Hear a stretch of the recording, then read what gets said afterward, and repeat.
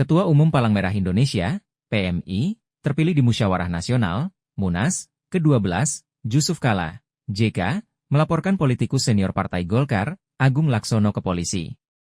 JK menyebutkan, laporan itu dilayangkan terkait kisruh pemilihan Ketua Umum PMI. Jadi kita sudah lapor ke polisi bahwa ada yang melaksanakan ilegal seperti itu, dan itu kebiasaan beliau, kata JK dalam keterangan videonya, seperti dikutip Senin, 9 Desember 2024.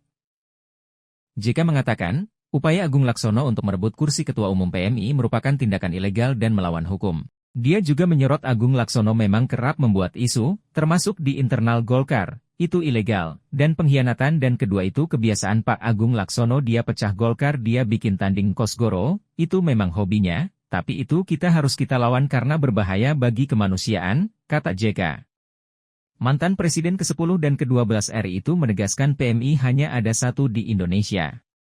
PMI itu hanya ada satu dalam satu negara, ujar JK. JK mengungkapkan, sejumlah oknum yang berdiri di belakang Agung Laksono telah dipecat dari PMI karena melanggar etik. JK pun membantah pernyataan Agung Laksono yang menyebut bahwa PMI di era kepemimpinan JK tidak harmonis dengan pemerintah.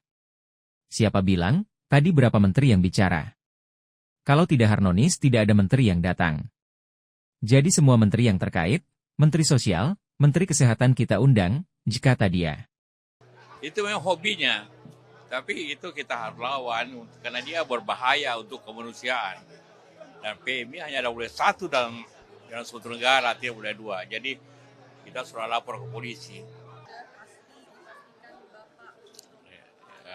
Kalau ikuti semalam, ya seperti itu. Dan ada calon lain. Tidak ada calon lain.